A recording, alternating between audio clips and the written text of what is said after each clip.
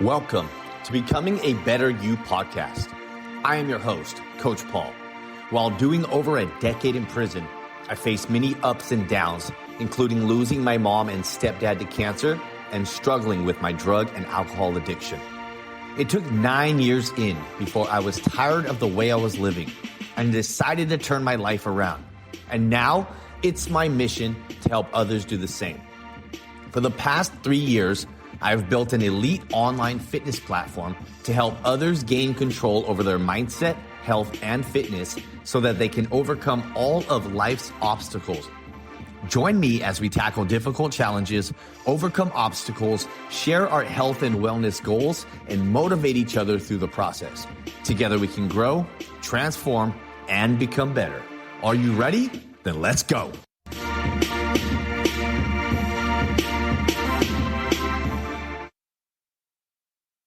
All right. What's up? I'm Coach Paul. I'm your host of Becoming a Better You podcast, and welcome to episode number 2.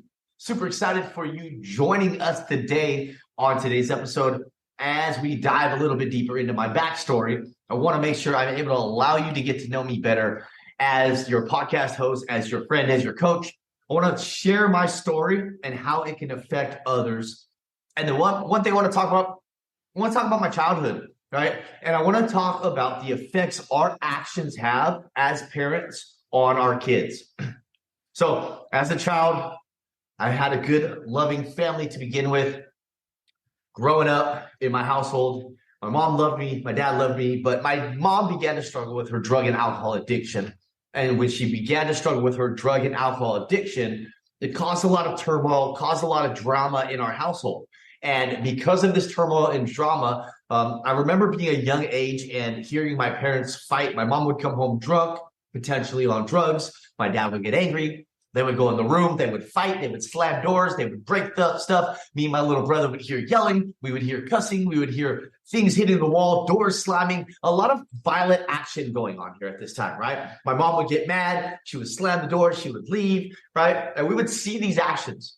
We would see this response to trauma, and we would see this response to what's going on, and we begin to think this is okay. This is how we live our life, right? This is how you function. And so growing up, I learned at a young age that throwing things, breaking things, that hitting was how you dealt with problems. And when my mom and my dad split up because my mom was on drugs and alcohol, my mom left. And when she left, I felt abandoned. I felt like I wasn't loved, right? So now it's my first feeling of abandonment, my first feeling of not being worth anything, right? And so my mom left because of her drugs and alcohol, right? And my dad turned around and was physically and emotionally abusive to us. He would slap us. He would spank us. And you know, this was how he was brought up, right? So I understand now that this is how he was brought up in his day and age, where your kids act up, you put them over your knee, you smack their butt a few times, right?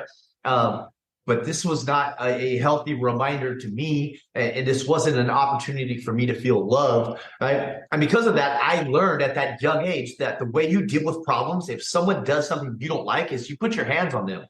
If someone does something that you don't approve of, you put your hands on them.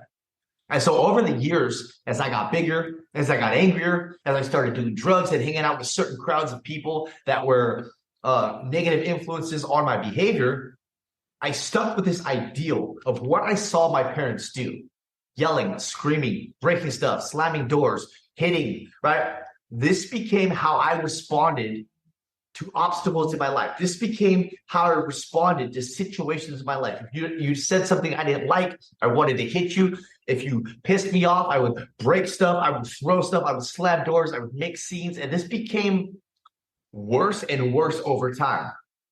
Over time, I became angrier. I became more violent.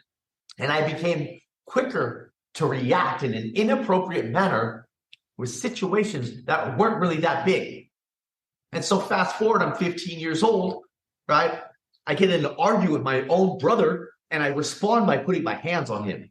I respond by attacking him physically, because that's what I had learned growing up. When someone pisses you off or upsets you, you attack them physically. And so I attacked my little brother. He's a year and a half younger than me. I was on drugs. I was angry. He said something I didn't like. I swung on him. We got in a fist fight. My mom didn't know what to do. She called the police.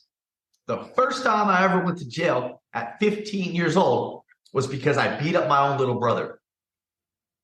Just talking about that hurts. It hurts my heart to know that at 15 years old, I had learned that this was how I should deal with problems. And it was not the right way to deal with problems. And because of that, I became incarcerated at 15 years old, and it progressively got worse because when you're incarcerated, you learn to harness that frustration, that anger, and you learn to utilize that in a more violent fashion.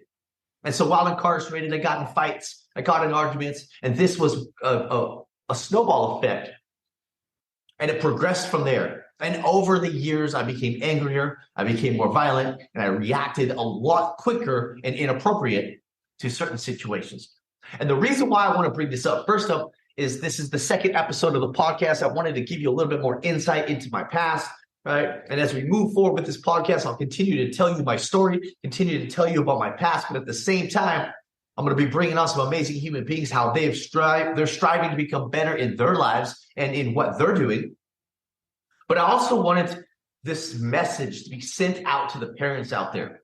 As a health and fitness coach, I work with busy parents, and I see so many parents setting a negative example for their families, negative example for their kids by eating fast food, watching TV, not exercising. And that example we are setting is why our society is the obese nation, why our society is at its unhealthiest ever, why our society here in the United States of America is incredibly unhealthy. And this includes the children. Our child obesity rate is through the roof. And that, my friends, is because of the example we've set to our kids. If you teach your kids it's okay to eat fast food, they're gonna eat fast food with you and without you. If you teach your kids it's okay to eat whatever they want, whenever they want, they're going to do that. If you teach your kids it's okay to sit on the couch and watch 3, 4, 5 hours of TV on the weekends, they're going to do that. If you teach your kids it's okay to sit around and play video games all day long, they're going to do that. And if you teach your kids all of these in combination, they're going to become obese, they're going to become unhealthy, and you're putting their lives at risk. Just like when I was a kid, my parents' actions taught me to yell, to scream, to break stuff, to hit people. And because of that, I spent years of incarceration, years of traumatic experiences that I put myself in these situations because of the way I chose to react to certain situations or obstacles that came into my life. And now at 37 years old, I'm still learning how to heal and change those characteristics in myself. I haven't hit nobody in a very long time. I haven't yelled in a very long time, but still from time to time, I want to slam a door. I've thrown stuff at my gym, and I know this is a response to an action, a characteristic that I developed at a young age based upon watching what my parents were doing.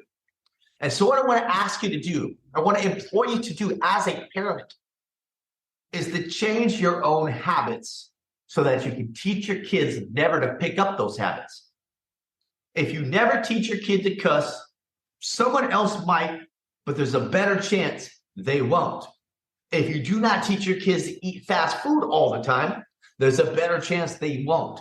If you do not teach your kids to swear, to hit, to break, to watch TV, all these bad habits, to yell, to be racist or derogatory or sexist, if we do not teach our kids these things, they're less likely to develop these negative habits and characteristics in their lives.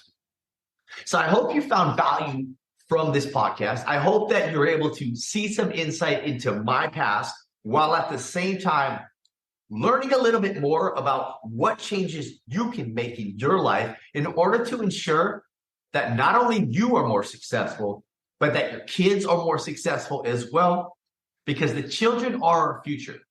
And my goal with helping parents is also to help the youth. My goal is to make sure as many youth as possible don't have to go down the route I went down. And a lot of times, for me to save the youth, I got to save the parents first. Moving forward with this podcast, I'll continue to share my story over the next few episodes, give you small snippets of my life, integrate different educational topics with those snippets so that you can learn and grow and become better yourself, because our goal is to become better in all that we do. And my goal is to make an incredibly huge impact on the world and help as many people become better. Thank you for tuning in. I am your host, Paul Casey, Coach Paul, your boy on the Becoming a Better You podcast. Have a good one. Peace and love. Thank you for tuning in to the Becoming a Better You podcast. If you found value in today's episode, I'd love it if you'd share this podcast with someone you care about. If you appreciate the message I'm sharing, please give me a quick review and 5-star rating. This helps to spread the message further. And make sure to follow me on Instagram, _coach_Paul. With that being said, peace and love to all. I will catch you on the next episode.